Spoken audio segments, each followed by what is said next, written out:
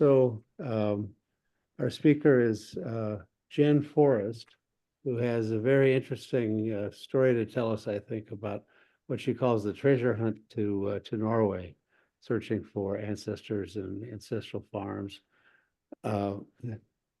She's used a number of really interesting resources, I think, to develop the information, which is helpful to see how other people do some of this.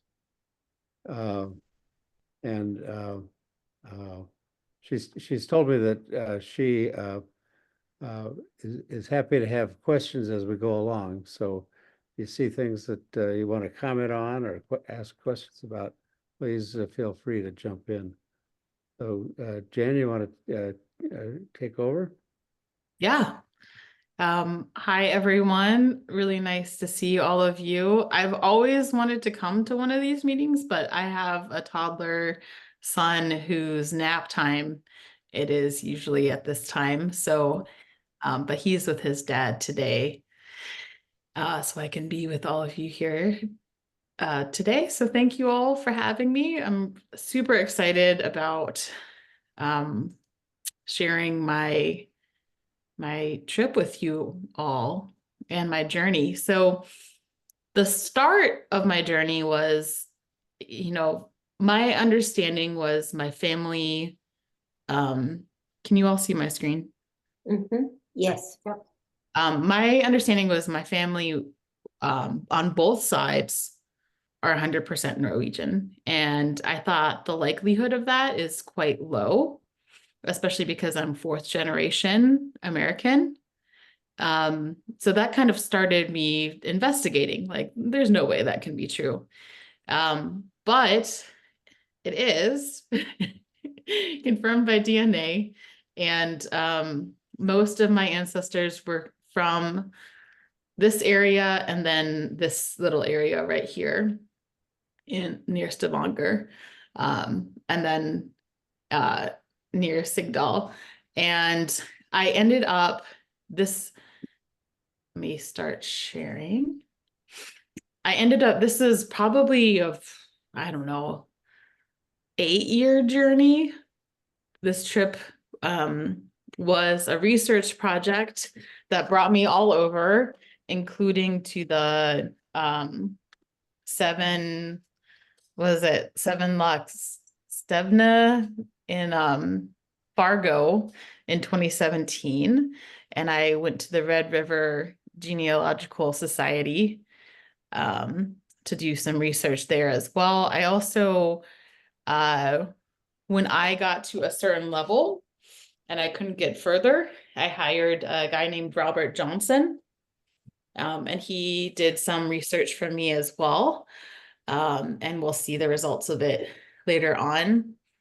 And then also worked with Ancestry.com. And then my grandfather on one side had done a lot of research on his segment of the family as well. So I've spent a couple years trying to figure out who was who, where everyone came from.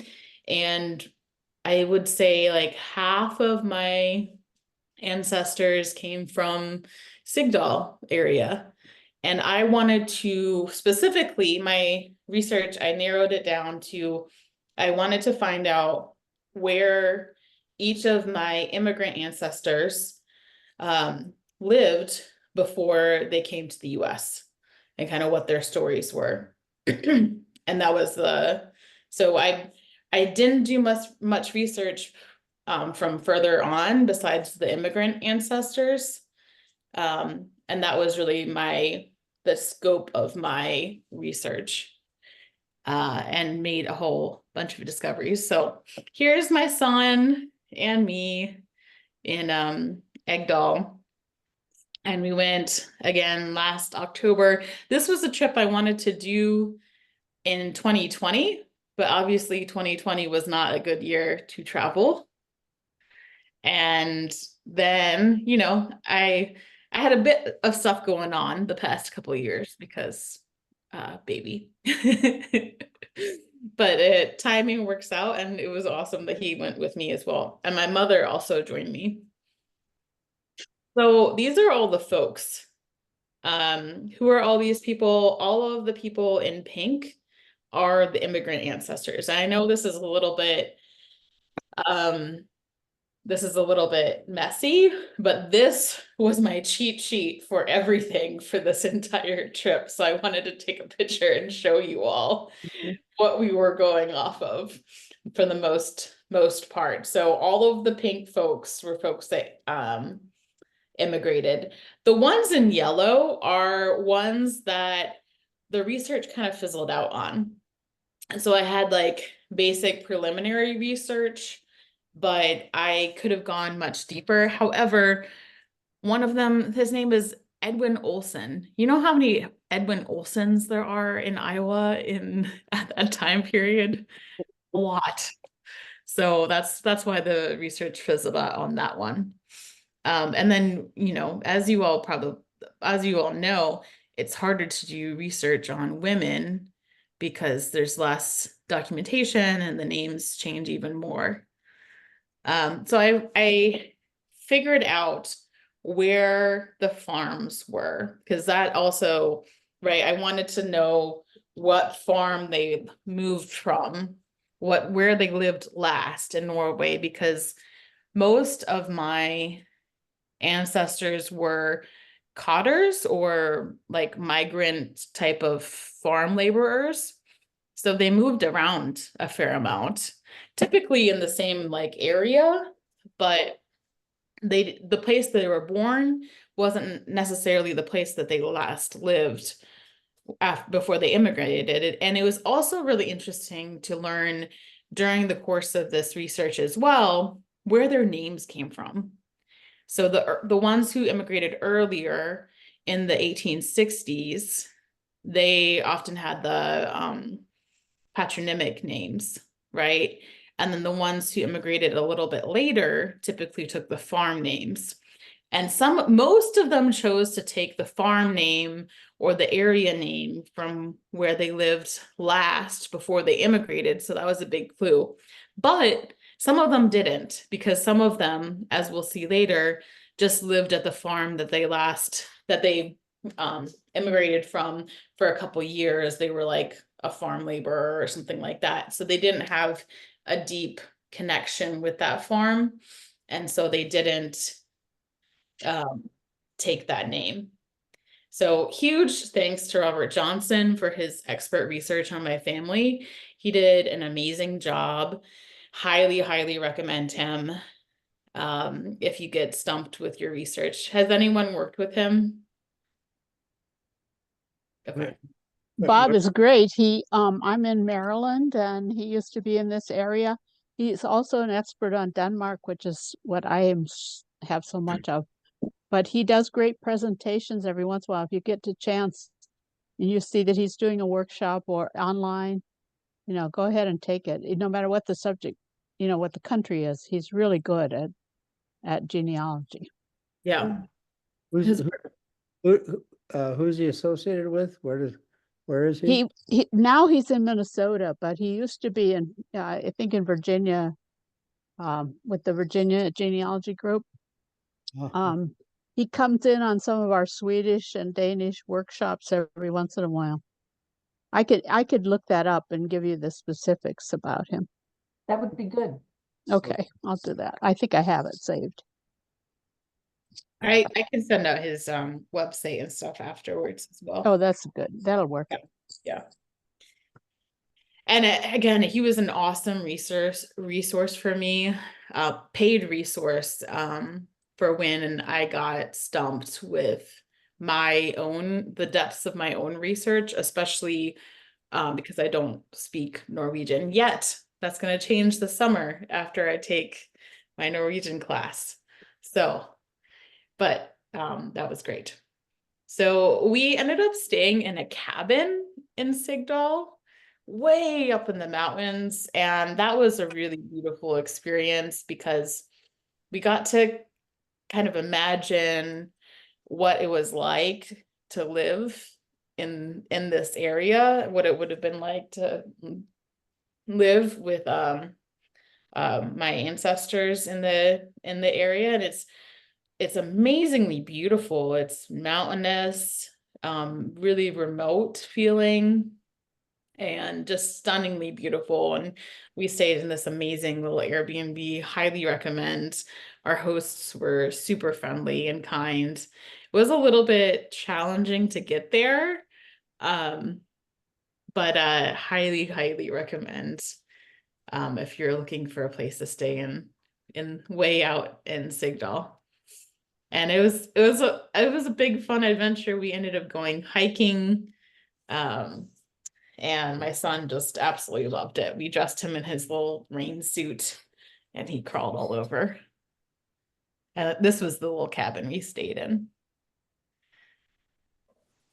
So the farms, we went to 6 farms, and a lot of them were consolidated into other farms or other areas.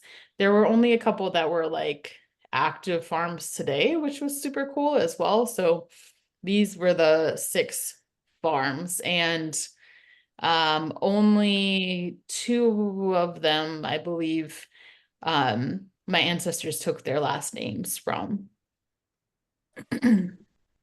So this was a map that Robert Johnson made me. And so I spent a lot of time trying to figure out how to translate this map to Google Maps. As you can imagine, it was a bit tricky, but I knew where they were on the map, and it was just a matter of figuring out how to get there on Google Maps with the directions. So this is what the Google Maps ended up telling us. And then we ended up just driving on a lot of back roads, going through what felt like people's yards on a big adventure to find these places that were, and it was fun to see the last names on the map, you know. This is also a valley, so there's mountains on both sides. So a little challenging that as well. So this is the first couple. And so Lars and Ingeborg, they traveled together, although they weren't married. I'm not sure if they were a couple before they immigrated, or if they went through the whole passage together and then were the same age and, landed and then decided to get married afterwards. My family did not have very much money, so this was a common theme where the husband and wife immigrated on the same boat but weren't married at the time. And I'm not sure if that's because they didn't have enough money to get married and to buy passage on the ship. Typically, though, people paid for their passage. People who had already come over paid for their passage. So then, sorry. This was like a common theme. I don't know if you all have encountered this, of having ancestors who were not married and came over together. Another big interesting thing that I found in this research is that about 50% of my ancestors were not married when they had their first child, which is very interesting to me because my family in the US became pretty conservative religious. So that was an interesting kind of shift there. But I believe my understanding is that they didn't have enough money to get married until there was a reason to get married. So a lot of them got married maybe a month before the baby was born or slightly after the first baby was born, and then they went on to have tons more kids. I don't know if you all have found that in your research as well, or if that's just something unique to my family, but it was about 50% of these immigrant folks. I don't know if it's the same as Sweden. I see that a lot in the Swedish research, but in Sweden, it was okay to have marital relationships once the banns had been read. The announcements of the banns, they were read 3 times before the marriage. So that's part of why babies came before marriage or right afterwards. Interesting. And that's the Lutheran Church. So it may have been the same in Norway. I don't know. Yeah. I think because these were like migrant farm workers, the farmers who were affluent typically paid for the weddings, and because they didn't want unmarried folks and unmarried children associated with their farms, so they would pay for the wedding. That's what I've been told. I don't know if that's true or not. I don't know if anyone else has insight either. But that was unexpected for me. I didn't realize there was going to be so much drama and excitement in the family. I thought it was going to be more kind of cut and dry. You know, this is where the baptism was, this is where the wedding was. But this was really cool. The research was really cool to see the actual ship logs, right? And to see people's names on the ship logs and what the ship was, and, you know, researching the ship that they were on. Just pretty interesting. This was one where it felt like we were going through people's yards. This is one of the farms. It was absolutely beautiful. It was also just, it tickled me to see the names of my ancestors like on signs and things like that. And just absolutely stunningly beautiful. And this was one of the areas that I think is an actual farm today as well.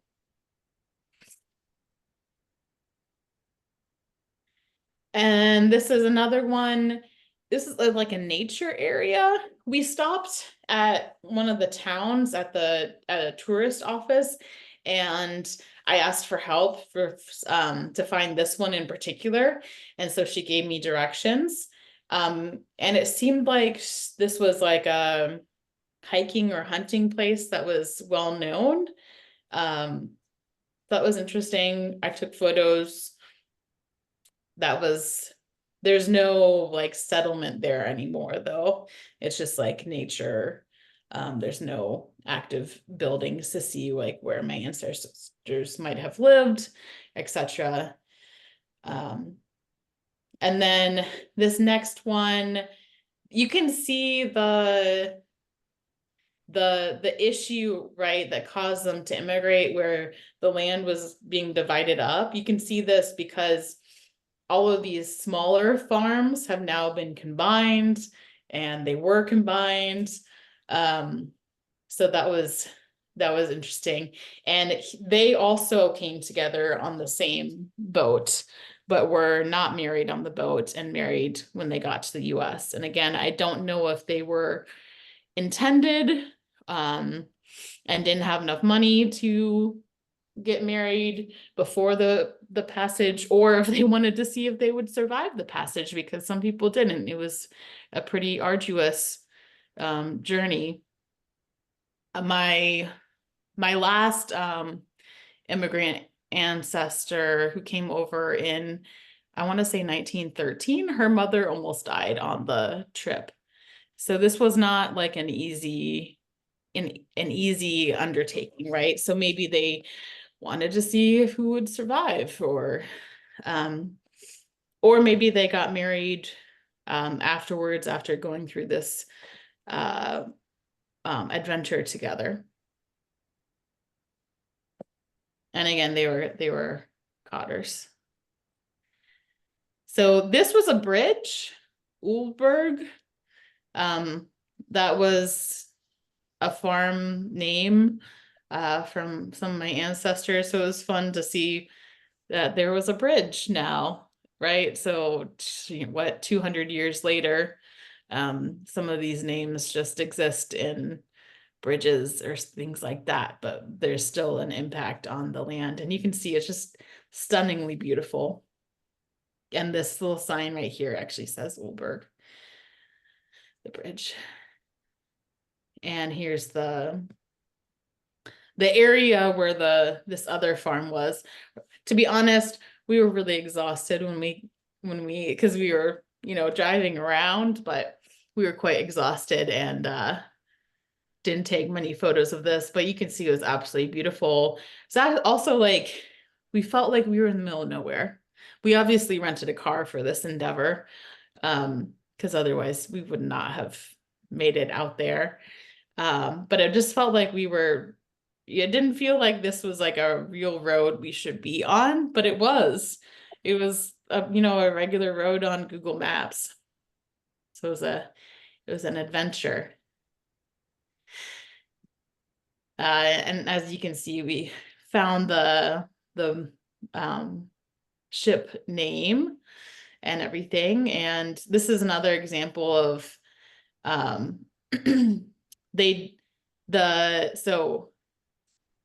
woman she was living at the Anson farm, but she didn't take that name. She actually used her patronymic instead, because they immigrated.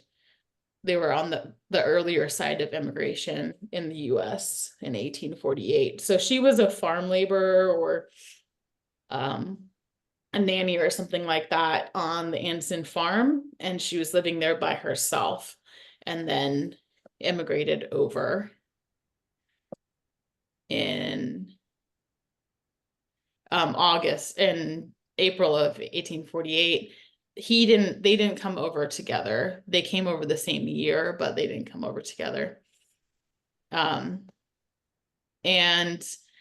kind of unknown where this Corvée name came from, probably associated with the place that was really meaningful to maybe his grandfather or something like that. But it wasn't a farm that they actually lived on. So this is an example of the farm name not necessarily being the same as the last name. So this was the Anson farm, and this was really cool because this was right by the tourist office I stopped for directions at. And there's this right here, if you can see my mouse. Can you see my mouse? No? Okay.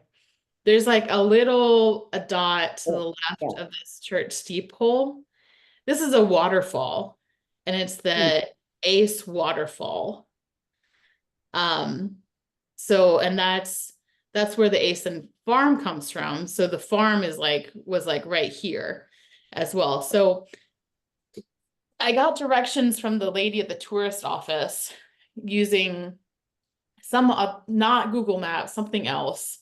That was Norwegian specific. And so I took a photo of it, and then we basically like went in people's driveways to try and find this place. And there was a really steep hill, and the car slid down the mountain, and my soul left my body for a few seconds as we were sliding down this mountain. But it was very, very beautiful. And you can see, this is the little town down here. This is actually the church right here. So we're way up here, in this photo. We didn't actually find the waterfall.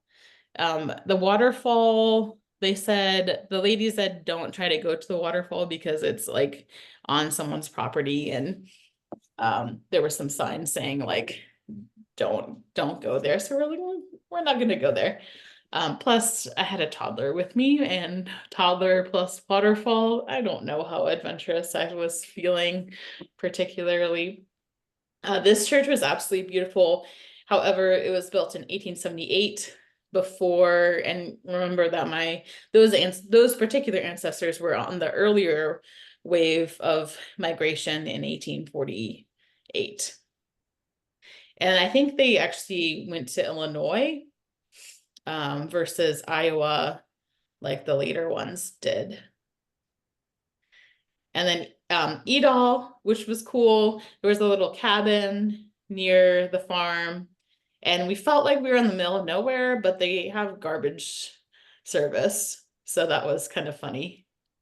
And then I got really excited because we stopped at a supermarket, and there was a truck that had it all on the side of it. It was a contractor van. I was very excited. I made my mom take a photo of it, and then we realized that there was someone in the car. There was someone in that van. And that was kind of embarrassing, but I think they thought it was humorous.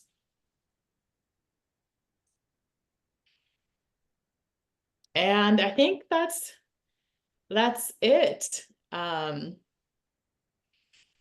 can show you some more photos, behind the scene photos. Here's my son on the plane and in some of the airport playgrounds. We got to know the airport playgrounds. I think Oslo Airport has the best playgrounds because they have these fake planes.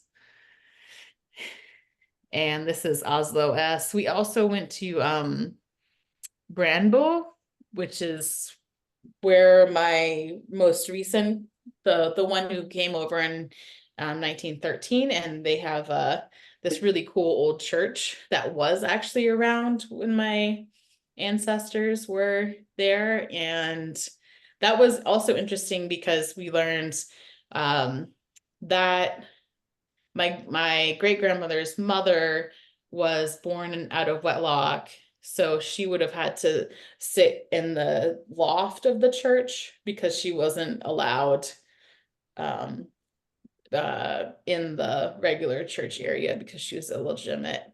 So that was interesting. And then she was like 30 and ended up marrying an 18-year-old and then had like 10 kids, and then they immigrated together. Yeah.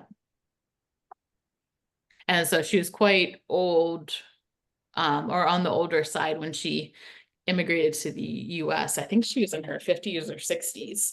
And so that was the one who the journey over was pretty rough.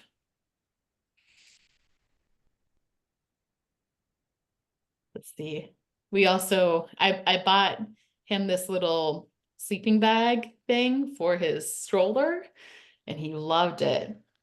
And we went to a bunch of libraries in Oslo, and here's some more playground and him in his little cozy sleeping bag thing, and him us hiking and at the playground and getting the candy, and then at some of the museums and more playgrounds.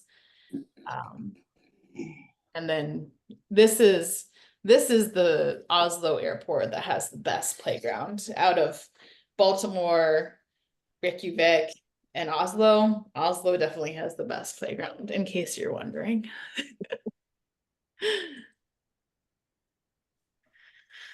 So yeah, that is my presentation today. Questions? You guys had a blast. Yeah, it was great.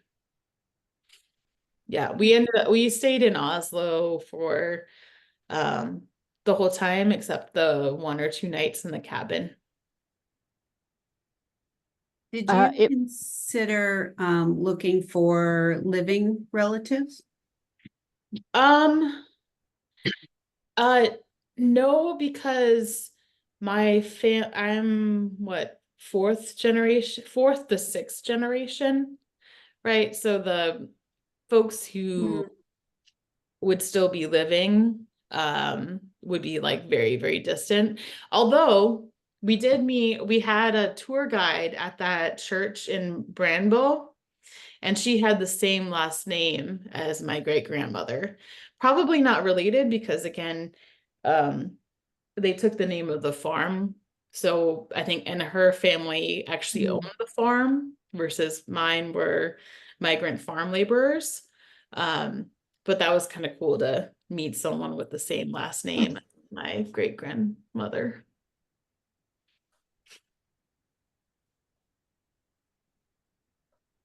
Have you done DNA? I have. Yeah, I have. And I can share my screen so That's one way to find living relatives still in Europe. yeah. I when I look at my DNA matches, they're all in the US. Or at least Oh, you must be using Ancestry. yeah. Okay, you need to use MyHeritage or Family Tree DNA if you want to know your European connections, Mm, because it was very hard for people over there to even use the Ancestry DNA kits.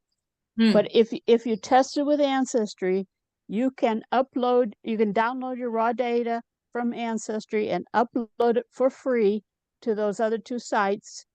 And if you pay a small amount of money to MyHeritage, you can have access to the tools also. mm-hmm. So it's a really, really cool thing. So I didn't know that, so I paid to get it from all three. But but if you've already done with Ancestry, then Yeah. it's an easy step to explore further. Yeah. I found the same thing, that those other two sites are far more popular with Europeans. I was Excellent. wondering what month you were traveling in. I noticed a few of the trees were yellow. October. Oh, okay. Yeah. So it was pretty nice, but a little chilly. A little rainy. But I've heard that it's a lot more crowded in the summertime.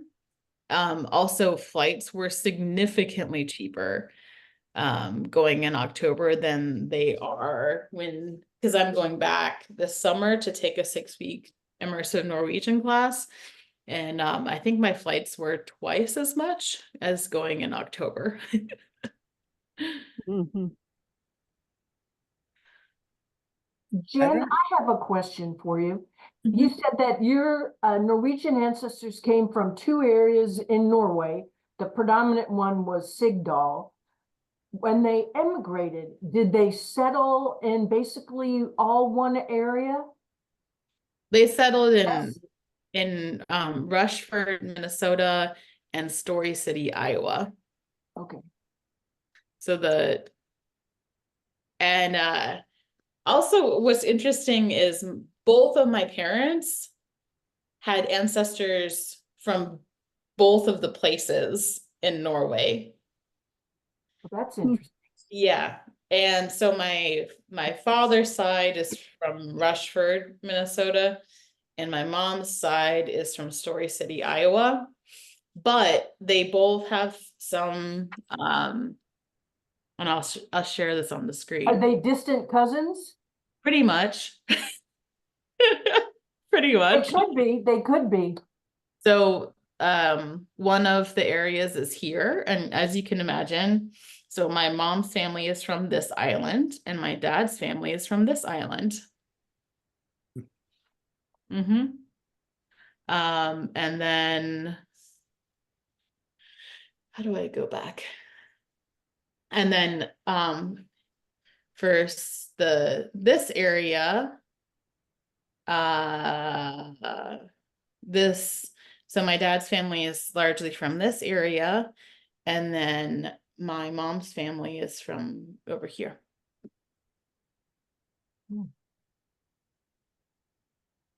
So even though they settled in 2 different places in the US, but they only settled in 2 different places in the US, and all of them settled there. Cool. And I also actually found a case where someone's like sister ended up going from Story City to Rushford, Minnesota, to work as like a young woman to work in the house as a domestic laborer or something like that. So the Norwegian community was small, close-knit. So have you written this up for your family? I have not. I made this PowerPoint. Yeah. Step 1. Step 1, yes. Yeah. Are there records? Are there Norwegian churches, Lutheran churches in Rushford and Story City that have old records that your family would be in? Yes, and we found some of them. Yeah. Cool. as well as newspaper clips.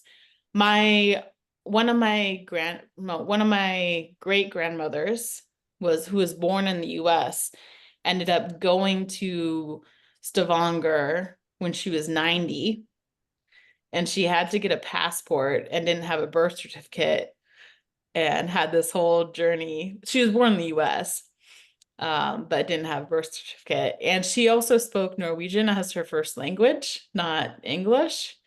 And the Norwegian papers thought it was that she like made the front page of the paper, the local paper, with her visit, and they were like, she speaks Norwegian, this 90-year-old lady. So it was kind of fun seeing things like that.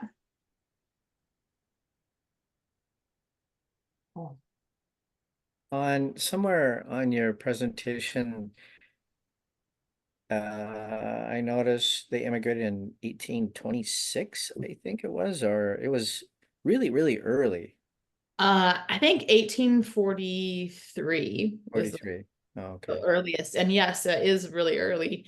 Um, they came to Illinois because I think basically like the first Norwegian immigrants came to Illinois, not Iowa or Minnesota, but then as things filled up in Illinois, they moved over. But yeah, they were some of the first wave of Norwegian immigrants in the US. And then I also got some of the like last wave as well in 1913. I don't know why, but I kind of thought that some of the early immigrants would have come from the coastal areas, not so much deep into the mountains. I don't know where I got that impression. I was surprised because Sigdal's not even close to the ocean. No, I think it was famine. It was the farm, the inheritance rules with farmland. So and then they would newe be able to own land, and were basically like serfs.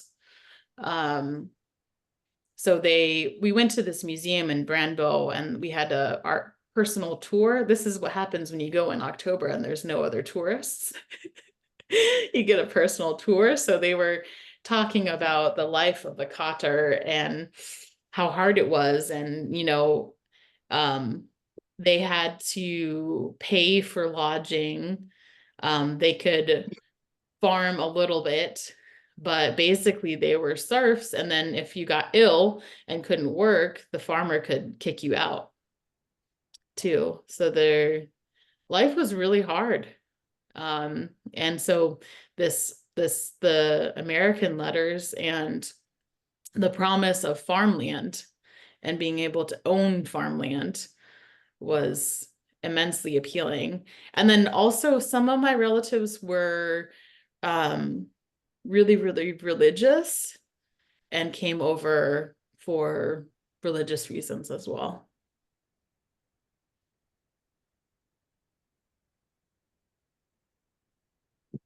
But So yeah, will you go to Sigdal again when you're there in Oslo taking your immersion class? I think so. Although I would really like to go to, I'm gonna prioritize going to Stavanger to go to those two islands, Yeah. I think, as well. And then there's a couple other places. There's one who lived in northern Norway, who family legend says that she was Sami, but I don't know. I don't know. But she was from northern Norway, so I'd like to go from where she was from as well. Yeah, yeah. What were the islands in Stavanger? Fennoy and Ombo.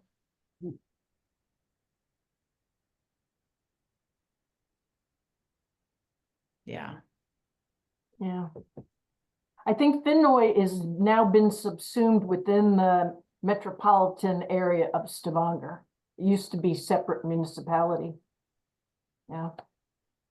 Cool. You mentioned some of your relatives came for religious reasons. Do you know much of the background of that?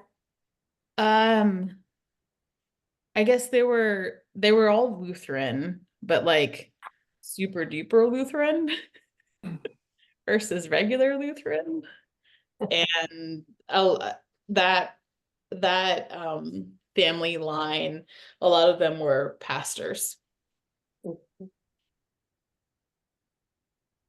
My family weren't very good farmers, right?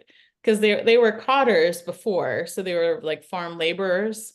So when they came over to the US, there was a lot of failed, what's it called?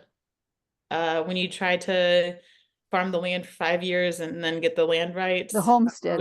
Yeah, there was a lot of failed homesteads in my family. And maybe that was because, they didn't have any money, and you have to get enough resources to prove the homestead.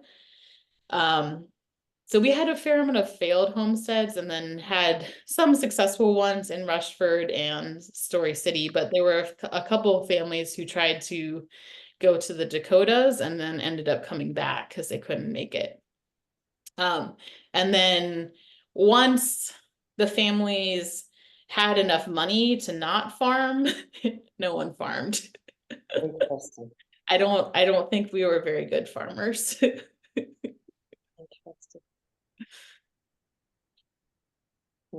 Having come from the mountains, it must have seemed very strange. I'm from Iowa, so I know southern Minnesota and Iowa really well. It's very flat. Lots of water, lots of hills, but not mountains, of course. So it would have been and the dirt. Well, it depends on which part of Iowa you're in, but I'm from Northwest Iowa, and if you cut a road through any place, almost, it's beautiful black dirt like you have to buy in bags here. So that would be very different, Oh, I think you're cutting in and out a little bit. Sorry, I think I hit the button. It was a tough life. My great grandfather came from Europe and homesteaded in Dakota because he came too late to homestead in Iowa, and he could have maybe in Minnesota, but Iowa homesteading ended early because Iowa became a state. But it's still, I haven't seen anybody with relatives coming from Scandinavia as early as yours, so that's pretty interesting. Yeah. Yeah, I thought so too. I also I thought Anyway, he didn't homestead. I thought they came like after the Civil War, but turns out no, a lot of my family was here during the Civil War. I don't know if anyone actually fought. It's just really interesting too, because of where they were in Story City and Rushford, they all spoke Norwegian. Even to my grandparents, like my mom spoke Norwegian with her grandmothers here, even though, so one of her grandmothers came over from Norway when she was a teenager, but the other grandmother, I think, was a second generation, maybe third generation, but still spoke Norwegian as her first language. So, but I had the same reaction about the mountains to the flat lands, and it put a lot of things in perspective. Like it put the fact that, okay, yeah, they were farmers or farm laborers in Norway, but they probably didn't have much transferable skills because the climate was so different, the land was so different, the soil is so different, the crops are so different, right? Like, and they were, migrant farm laborers versus farm owners as well. So no wonder they weren't very good at farming. What did they go into? What did they, from farm, as they left farming, what branches of occupation did they go into? a lot were pastors, or one branch was pastors, the ones that were super Lutheran. And then like just laborers, like janitorial, blue collar type of stuff. And then my grandfather was an engineer. It's interesting watching the evolution of folks over Yeah. time. Yeah, my grandfather was an engineer. His family who were the pastors. Hmm. And then my grandmother's family was farmers. And my dad's side, it seems his side was, I mean, my mom's side was pretty poor, but it seems like my dad's side was even more poor. So they were more blue collar. Good for them. Yeah. Made an adventure out of it. Mm-hmm. It's interesting. That's something me and my brother talk about. We're like, I think we're the most, I don't know, successful people ever in our families, right? In terms of having wealth, right? Or having something, being able to buy a house kind of thing too. Indoor plumbing. Yeah, indoor plumbing. Yes. The bar is pretty low. But we talk about that too. It was hard lives, but definitely got better in the US. Although there were a fair amount of family members who ended up going back to Norway.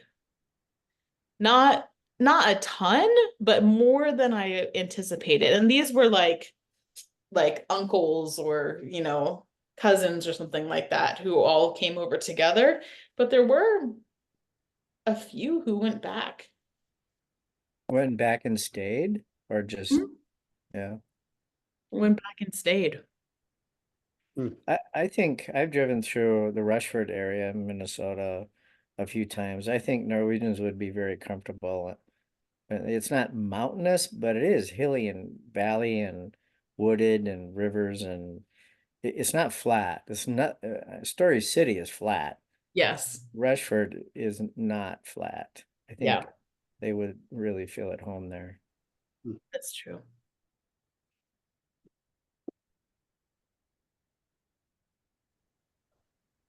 So my next adventure, so I'm taking this Norwegian 6-week class, but I'm trying to move to Oslo, and I'm currently in a job search, and I've had a couple interviews, but that's been a interesting journey as well.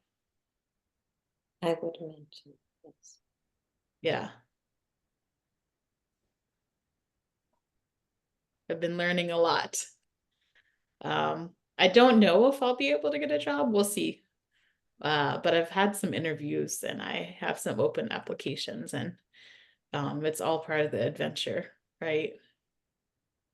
I highly recommend Duolingo. It's free on Yep. on your phone, and it's amazing. 15 minutes a day, and you will just improve. I'm a language learner and teacher, and they have got it down pat. It's amazing.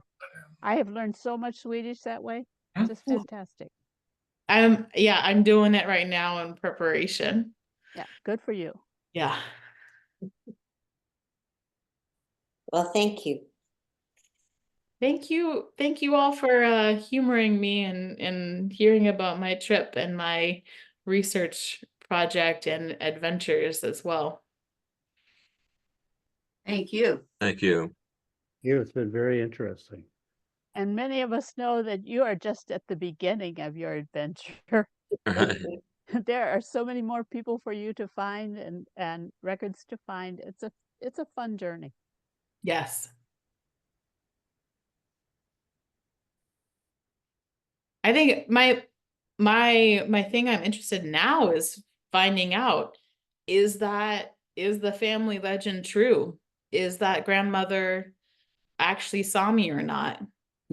how do I even find this out? Because at the time period, there was a lot of Sami erasure, and folks didn't necessarily want to identify as such. Right, but the DNA should help you. Hmm.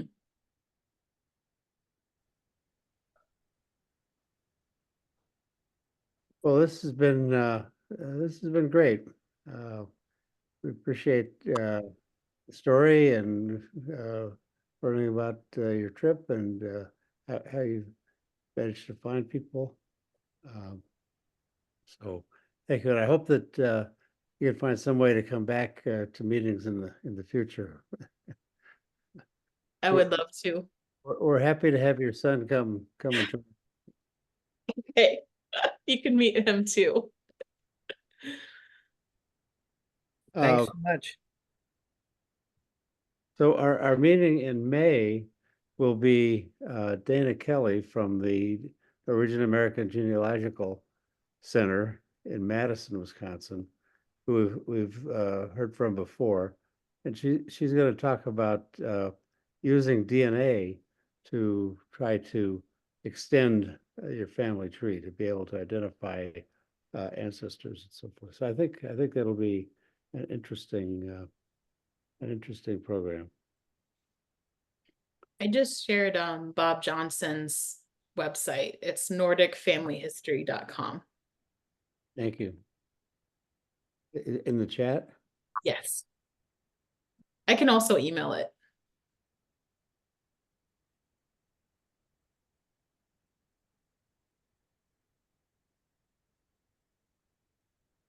Okay, I'll try to grab that, or yeah, send me an email.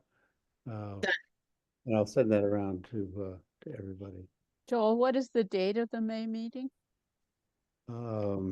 May 27th, I think. Let me just look here real quick. Would be Saturday. I think it's the 25th. Okay.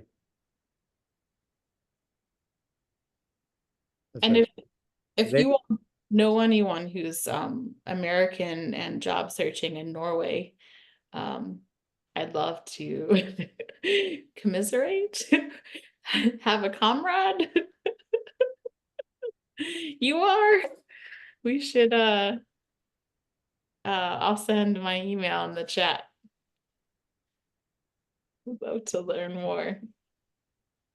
Yeah. There you go. BR. Yeah, I'll send that around too. Okay.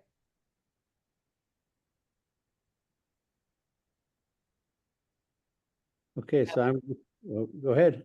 I have a whole bunch of trials and tribulations there, like learning that I thought the word, I'm gonna say this wrong, but radgiver, I thought it meant recruiter.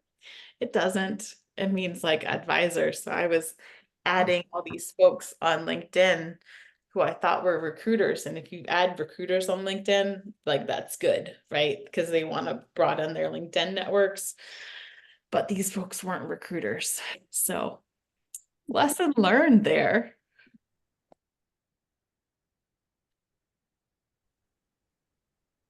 I'm going to stop the recording.